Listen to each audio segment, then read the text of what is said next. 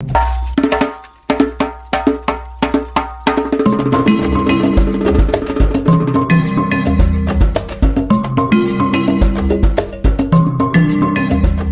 Bíblia é lâmpada para os seus passos e luz para o seu caminho. Raio-X da Bíblia. Aprofunde a Sagrada Escritura com o missionário comboniano, Padre José Joaquim, no programa Raio-X da Bíblia.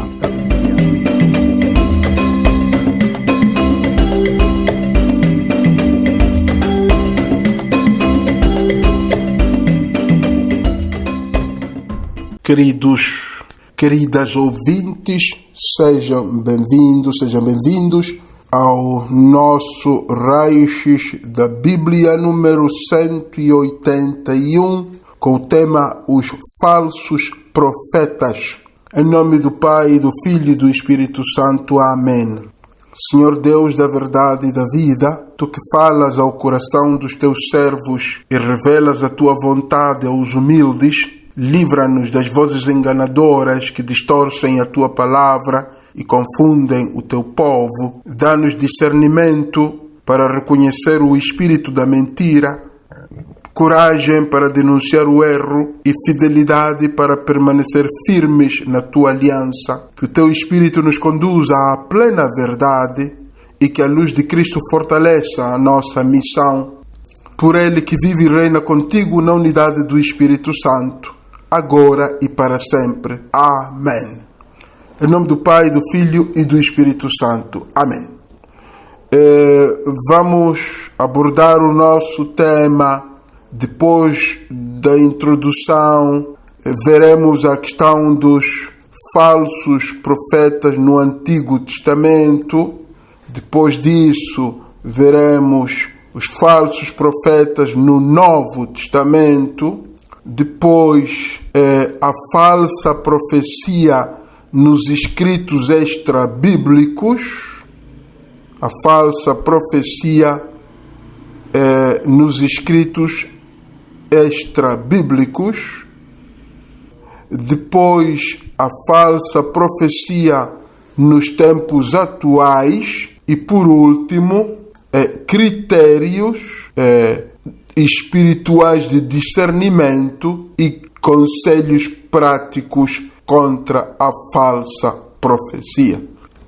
Então, como introdução ao nosso tema, dizer que a questão dos falsos profetas não é apenas um tema bíblico antigo, mas uma realidade que atravessa séculos e chega até nós com impressionante atualidade. Desde os tempos de Israel até às comunidades cristãs primitivas, sempre houve homens e mulheres que se apresentaram como porta-vozes de Deus, mas que na verdade falavam em nome de interesses próprios, de poderes políticos ou de ilusões humanas. O profeta verdadeiro é chamado a ser voz de Deus, alguém que escuta, interpreta e transmite a palavra de Deus com fidelidade, mesmo quando esta é dura, exigente ou contrária às expectativas do ouvinte. Já o falso profeta é aquele que se apropria da autoridade divina para manipular, seduzir ou enganar, oferecendo mensagens fáceis e promessas de prosperidade sem conversão, oferecendo até discursos de paz sem justiça. O falso profeta oferece ilusões, discursos agradáveis e soluções imediatas sem exigência de mudança de vida. Mas por que este tema é tão urgente hoje? Porque os falsos profetas continuam a ser uma ameaça para a vida espiritual do cristão hoje. Eles confundem consciências, desviam comunidades, transformam a fé em ideologia ou em espetáculo e fazem da palavra de Deus um instrumento de manipulação. O perigo não está apenas fora da igreja, mas muitas vezes dentro dela, quando vozes sedutoras se apresentam como aparência de piedade, mas não conduzem à verdade. Discernir entre verdadeiro e falso profeta é, portanto, tarefa árdua e necessária. É distinguir entre a voz que nasce da escuta humilde do Espírito e aquela que nasce da vaidade e da busca de poder. É separar a palavra que edifica da ideologia que destrói. É reconhecer que só uma igreja capaz de discernir poderá ser verdadeiramente profética, fiel ao Cristo ressuscitado, guardiã da esperança e testemunha da verdade. Vejamos agora os falsos profetas no Antigo Testamento.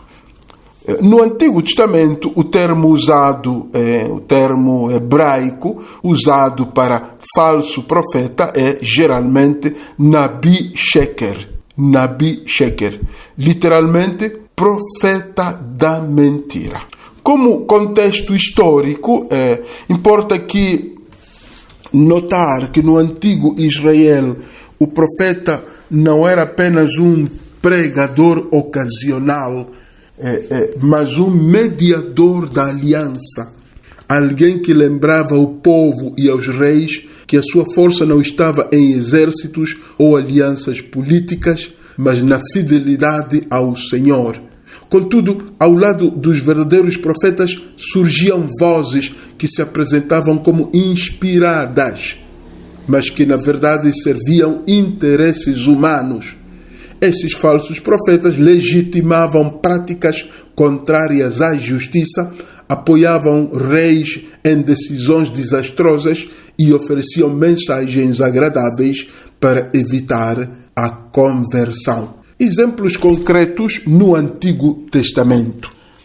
Primeiro livro dos Reis, capítulo 22, aí vemos que os profetas da corte do rei Acabe anunciam vitória fácil contra os sírios. Miqueias, sozinho, o profeta Miqueias, proclama derrota e desgraça. Aqui vemos, neste texto, vemos o contraste entre a voz da maioria, uma voz sedutora e conveniente, e a voz solitária da verdade, que incomoda, mas salva. Temos outro exemplo, Jeremias 28, onde Ananias promete libertação imediata do jugo babilônico, enquanto Jeremias insiste na dura realidade do exílio. Então aqui temos o falso profeta Ananias, que alimenta ilusões, e o verdadeiro profeta Jeremias, que prepara o povo para enfrentar a purificação da história. Podemos destacar 3 características dos falsos profetas no Antigo Testamento. Os falsos profetas falam o que os poderosos querem ouvir. Esta é a primeira característica. Eles tornam-se instrumentos de propaganda política ou religiosa. Segunda característica, eles substituem a palavra de Deus por discursos de conveniência. Quer dizer que a profecia deixa de ser denúncia e torna-se ideologia.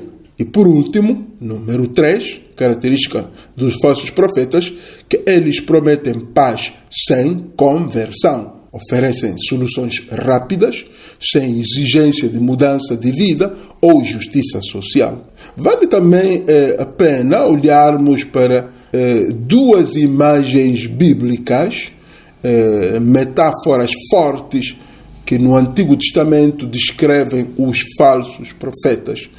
Ezequiel 13, temos aí uma metáfora para descrever os falsos profetas, diz Ezequiel 13, rebocam paredes com cal. Rebocam paredes com cal. Quer dizer que constroem discursos superficiais que parecem sólidos, mas desmoronam ao primeiro sopro da verdade. Temos outra imagem bíblica que descreve os falsos profetas em Jeremias 23, onde lemos: profetizam segundo a dureza do seu coração. Quer dizer que não escutam Deus, mas apenas os próprios desejos. Vemos assim que o falso profeta é perigoso porque distorce a aliança, distorce a palavra do Senhor. O falso profeta transforma a fé em ideologia, a esperança em ilusão, a religião em instrumento de poder, enquanto que o verdadeiro profeta denuncia e anuncia, mesmo contra a corrente, mesmo pagando com a própria vida. Ele não fala para agradar, mas para converter. Não oferece ilusões, mas abre caminhos de esperança e de fidelidade. Vamos a uma breve pausa.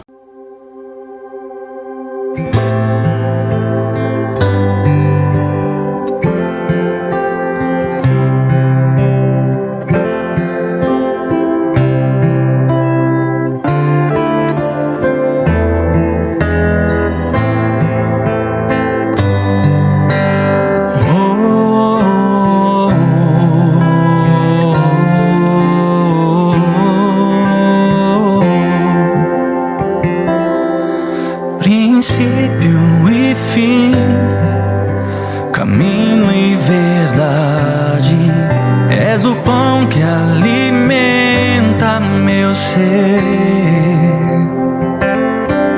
Concedei-nos, Senhor, a paz e a unidade, a alegria em te viver.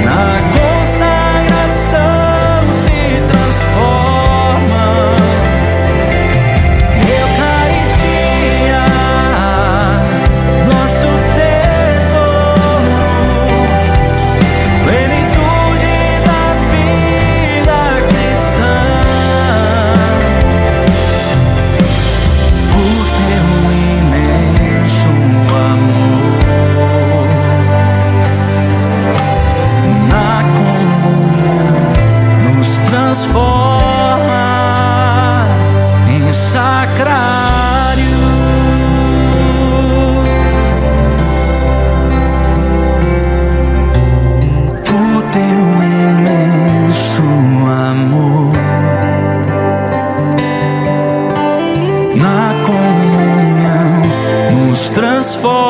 em sacrário.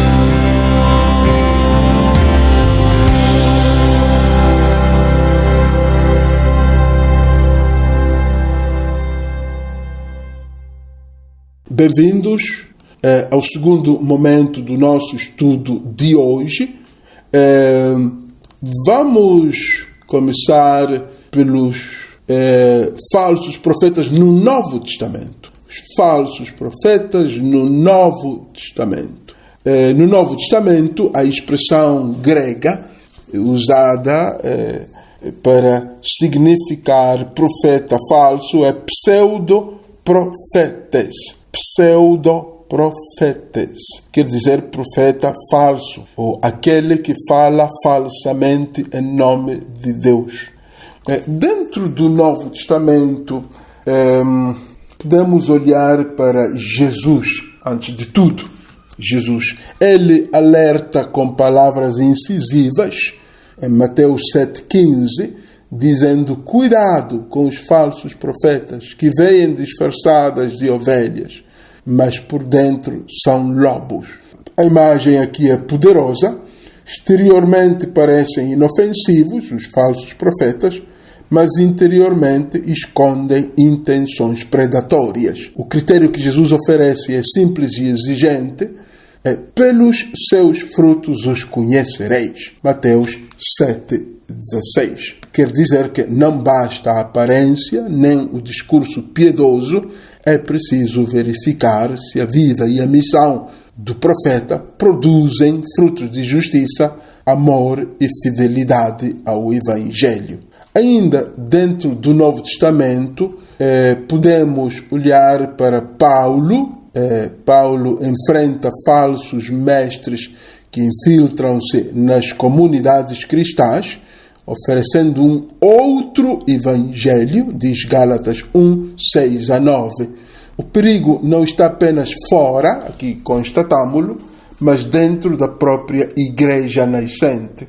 Por isso é que Paulo insiste que a verdadeira profecia é inseparável da centralidade de Cristo crucificado e ressuscitado. Qualquer mensagem que suavize a cruz ou transforme o evangelho em ideologia perde a sua autenticidade. O apóstolo mostra, sim, que o discernimento não é apenas doutrinal, mas também espiritual. É preciso verificar se o anúncio edifica a comunidade ou a divide. Também dentro do Novo Testamento, convido-vos a olhar brevemente para o Apocalipse, o livro do Apocalipse, onde o falso profeta aparece como aliado da besta. Aliado da besta, em Apocalipse 19:20. E este falso profeta, aliado da besta, é símbolo dos poderes que seduzem e desviam da fé. Aqui, a falsa profecia é apresentada como uma força sistêmica, quer dizer, não apenas individual, mas uma manipulação coletiva.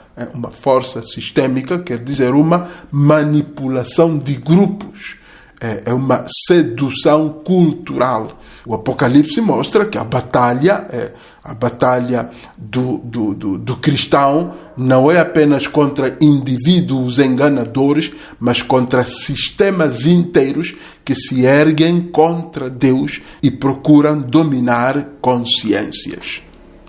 Então, o Novo Testamento mostra, assim, que o perigo da falsa profecia está também dentro da comunidade cristã.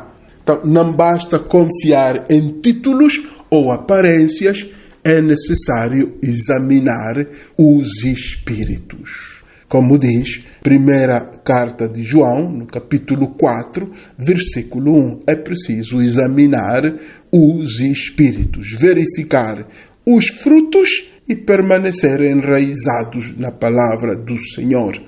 A igreja é chamada a ser vigilante, a proteger os seus filhos das falsas profecias, sabendo que a falsidade pode vestir-se de piedade e infiltrar-se até nos lugares mais sagrados.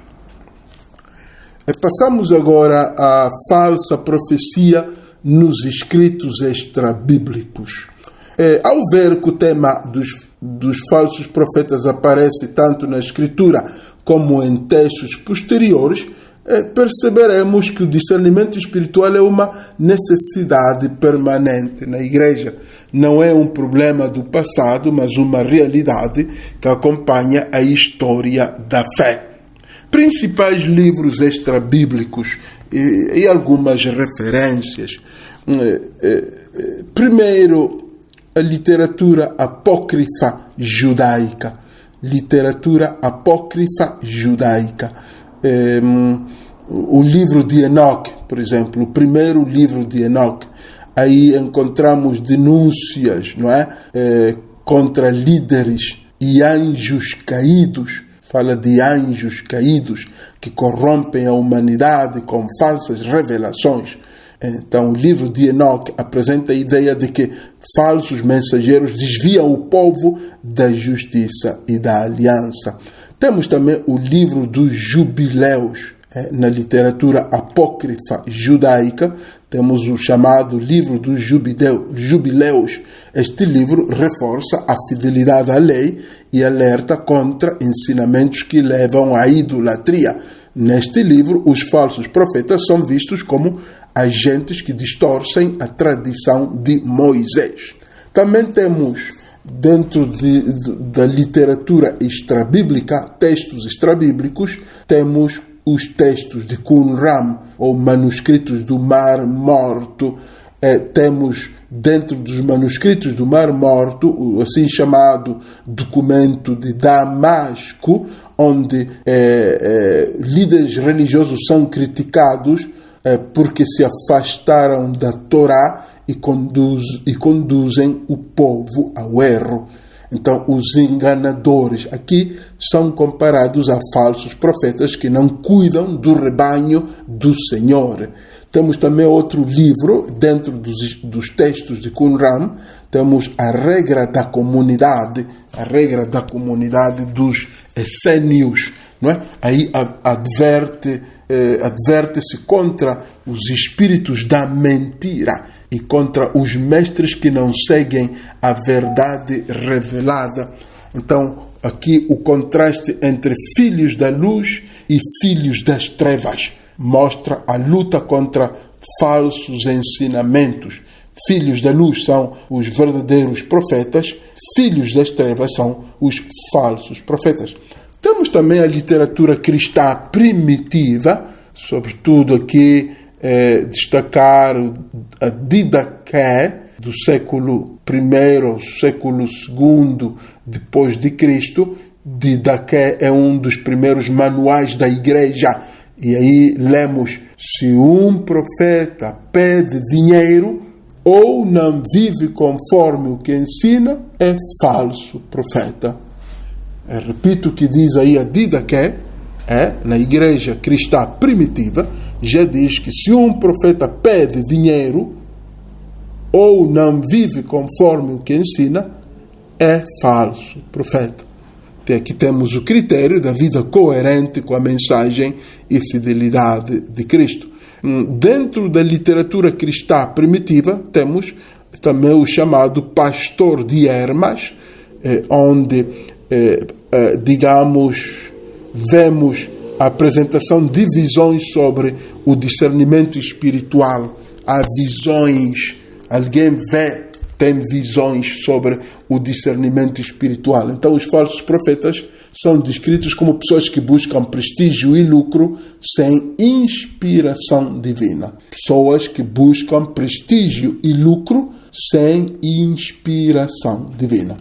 É também interessante olharmos para os padres da igreja, apenas dois, Irineu de Leão e Orígenes, também, se queremos, também Tertuliano, com Orígenes, mas Irineu de Leão denuncia falsos mestres que se apresentavam como profetas e afirma que a verdadeira profecia está enraizada na tradição apostólica.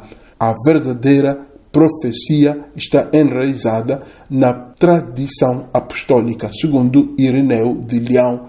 Depois, Orígenes e Tertuliano, ambos alertam contra profecias privadas que contradizem a fé recebida. Então, o discernimento passa pela comunhão com a igreja e pela fidelidade às Escrituras. Então é preciso também prestar atenção às profecias privadas que contradizem a fé recebida. Vamos a mais uma brevíssima pausa.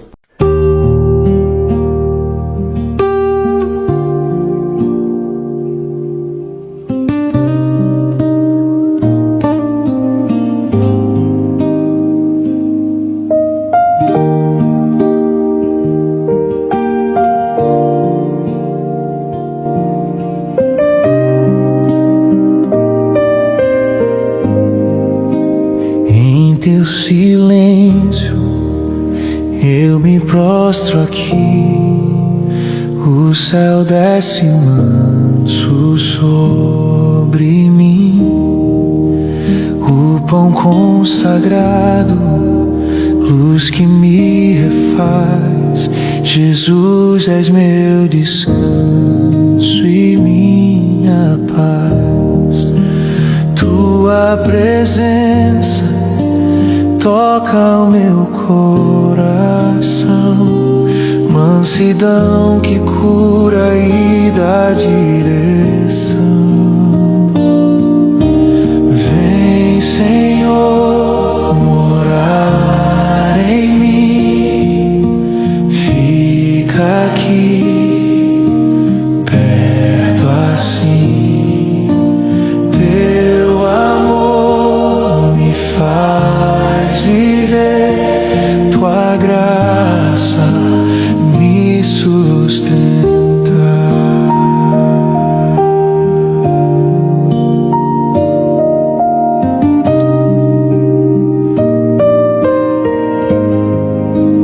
No altar te encontro no amar, tua voz tão doce a me chamar.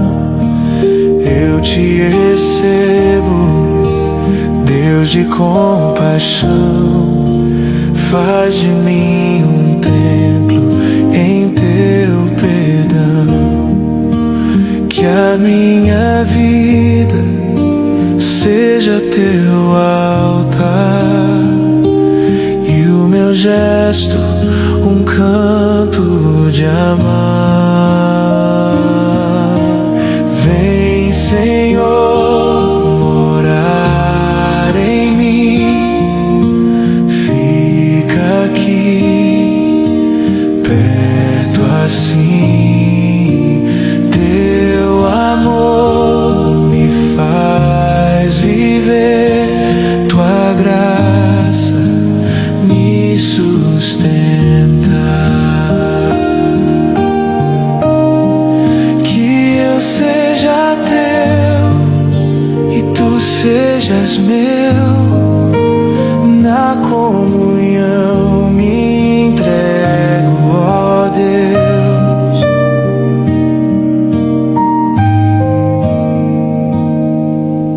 Vem, Senhor, morar em mim, fica aqui, perto assim. Tua paz me faz renascer, tua graça me sustenta.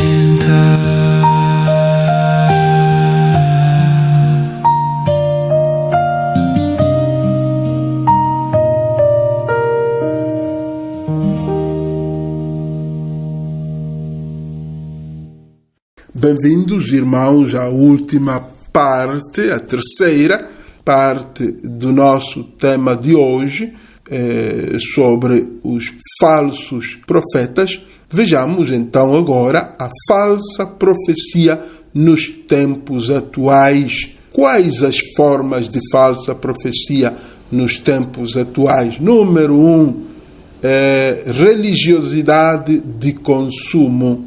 Religiosidade de consumo quer dizer transformar a fé em produto adaptado às expectativas do mercado, em vez de anúncio da cruz e da ressurreição.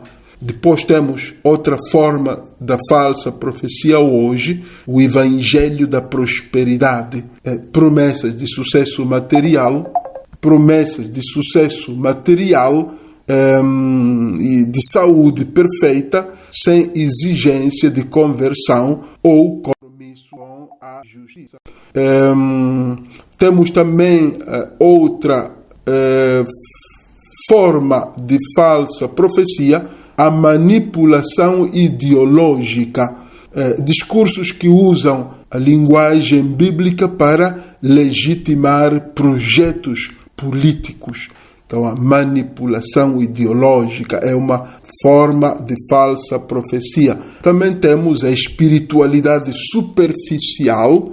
Espiritualidade superficial quer dizer as práticas religiosas que buscam apenas emoção ou espetáculo, sem ter raiz na palavra do Senhor e nos sacramentos.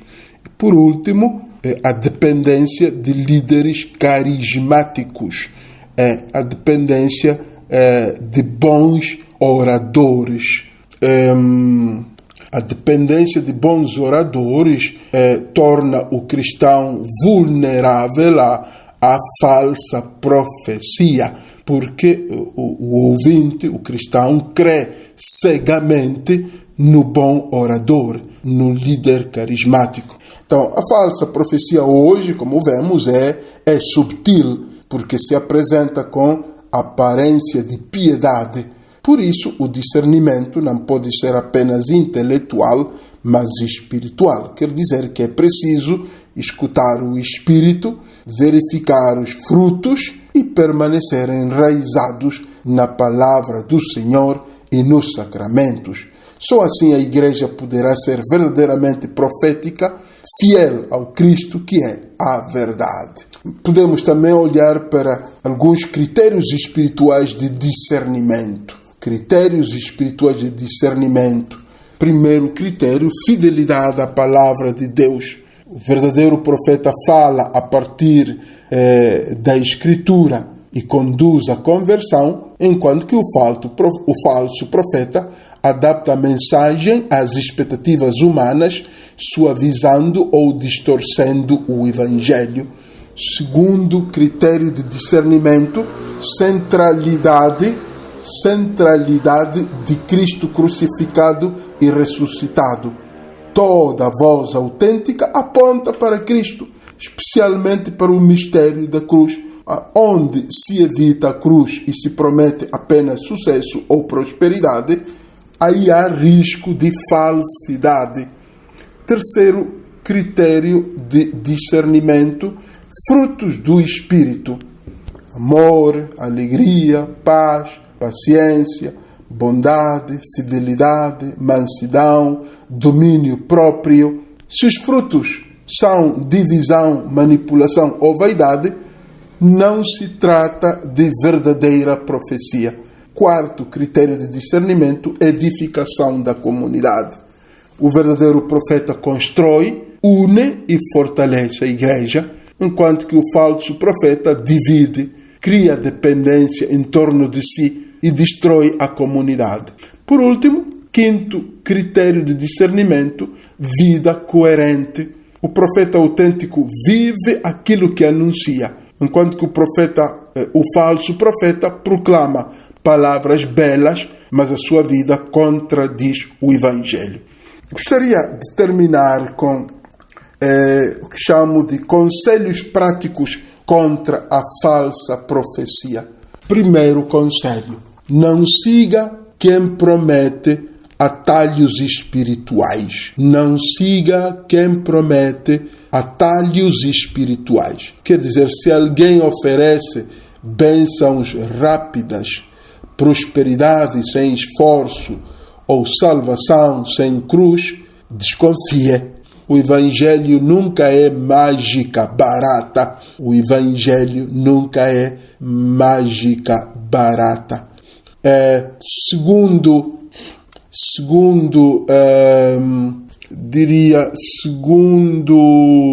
conselhos práticos contra a falsa profecia. E vou terminar com esta parte relativamente aos conselhos práticos contra a falsa profecia. Primeiro conselho prático: não siga quem promete atalhos espirituais. Não siga quem promete atalhos espirituais. Se alguém oferece bênçãos rápidas, prosperidade sem esforço ou salvação sem cruz, desconfie, porque o Evangelho nunca é, digamos, uma magia barata. O Evangelho não é magia barata. Segundo critério, verifique a fonte. Verifique a fonte.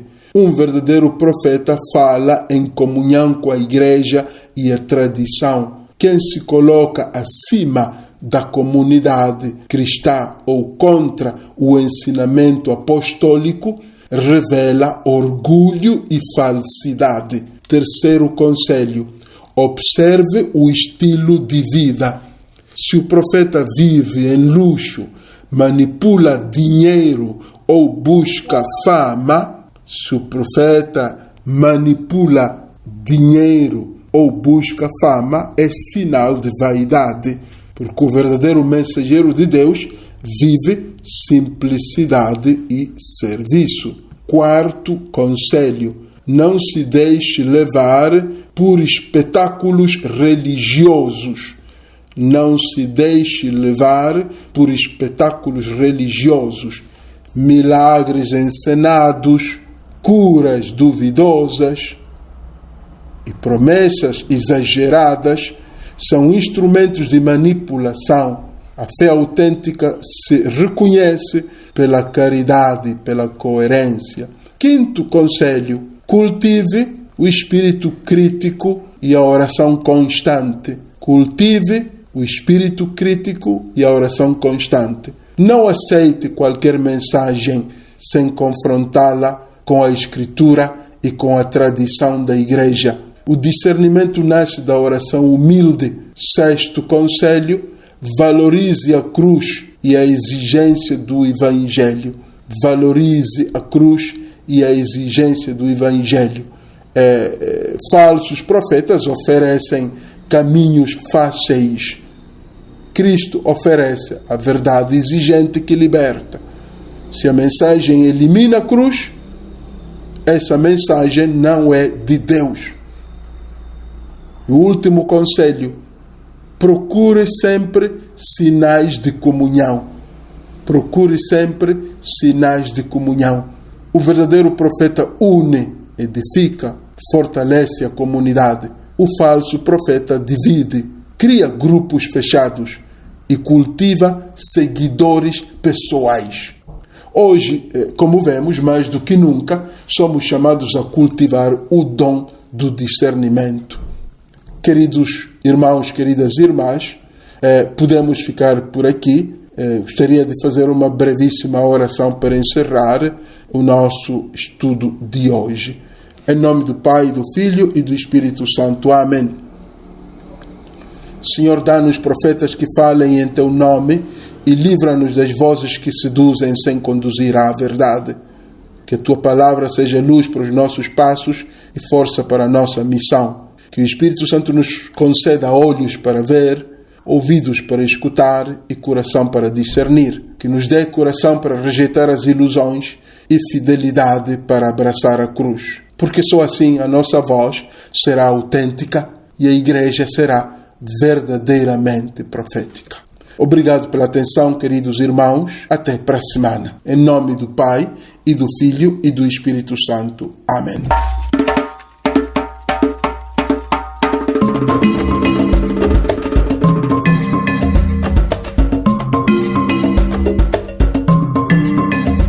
A Bíblia é lâmpada para os seus passos e luz para o seu caminho. Raio-X da Bíblia. Aprofunde a Sagrada Escritura com o missionário comboniano Padre José Joaquim no programa Raio-X da Bíblia.